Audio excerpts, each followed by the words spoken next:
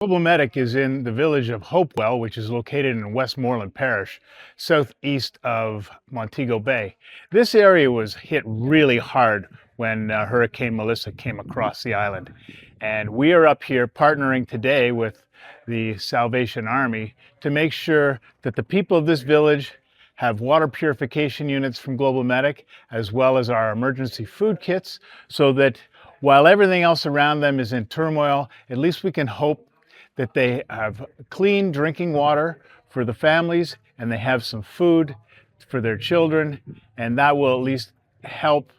along the way to recovery.